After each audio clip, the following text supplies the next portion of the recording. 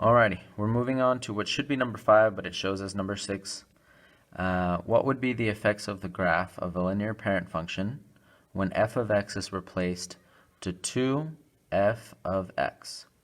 Now, obviously we're talking about transformations here, so I'm going to write that down, transformations. In case you need to brush up on this, you need to take out that paper that we worked on for transformations and start brushing up as to what each one of those means, because there are different transformations that can happen to your f of x that will change the problem up.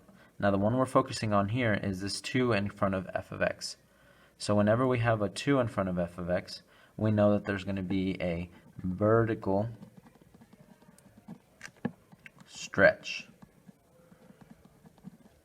Now, if you were in my class and you saw the example that we were talking about, that's when I grabbed the pencil that was tied to the 2 rubber bands, and then I stretched it vertically like that. I stretched it, which means that the slope, every time the pen was pulled, or the pencil was, it would turn a little steeper, okay? So a vertical stretch means that it's going to get more steep, okay? So we know that it's a vertical stretch and it's getting more steep. Now nothing is being added, so there will not be any, there will be no shift. Okay, so keep that in mind, no shift, because nothing is being added or subtracted to the end of it. And then this is not a negative, so there will be no reflection. If there was a negative in front of that 2 right there, then you know that you would be reflecting across x-axis, and we are not doing any of these. So right now we're only doing a vertical stretch, and it needs to become more steep. Now we know that if the number in front of it is greater than 1, we know that it will be a more steep stretch, right? It'll be a vertical stretch. Now if it was less than 1, then we know it would be a vertical compression, and that would make it less steep.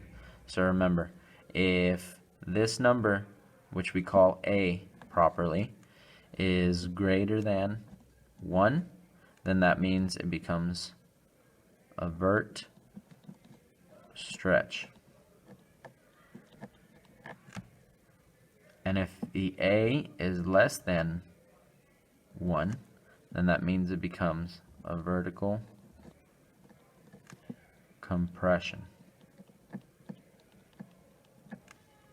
Okay? So now we know both of them. We're looking for something that matches this right here. So the graph is vertically stretched by a factor of 2, making it steeper. That looks like the one that we're talking about. All the other ones make it less steep, and we're not here for that. We're looking for more steep, which is what we wrote down right here. So the answer would be A. Moving on to number 7, we have a graph of negative 2x plus 5y equals 5 is shown on the grid on the right. Which following ordered pair is a part of the solution for negative 2x plus 5y is less than 5? So keep that in mind, it changed. And a beautiful tool that we have for that is, you guessed it, Desmos. So we could type into Desmos, we could type in this equation and try to find it. So let's type in 2x, oh sorry, that's a negative 2x, negative 2x plus 5y. Okay, so let's see here, negative 2x plus 5y. We are focusing on it being, I think it said less than 5. So less than 5. Okay, so now it looks a little closer to what we had on the other one. The slope is the right way right here. That seems like the right slope we need to have. So let's see what we can see here. So we know it's got to be less than.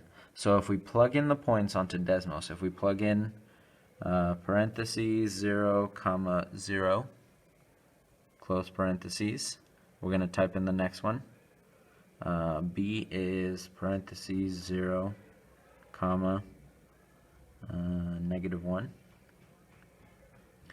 And then, where else are we at?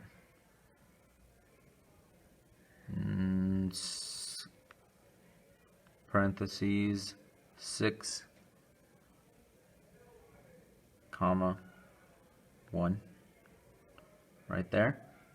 And then the last one we have is parentheses 2, comma, 1, close parentheses. All right, so we're looking at all the points right now, and right now it's looking like every single point is supposed to be hitting it, but that can't be right. What did we do wrong here? Plus 5y is equal to that. Right here we have this. Let's see what we did wrong here. -2x plus 5y. And then we're checking to see if our line, that's what is wrong right there. It's showing this line to be a little less than that one. But ultimately, it doesn't really matter whether the line fits through that or not, because we can verify that all of the points in this one are going to be inside the equation. So obviously, all of them are right. Every single one of them fell into the equation that we have right here. So that means that all of them are right, which means every single one of those is our answer. So we are going to circle all 4 of these. That's correct, and that's correct. And we got them fit all inside. So everything works out for this one. This was kind of a trick question, so we're just going to leave it like that.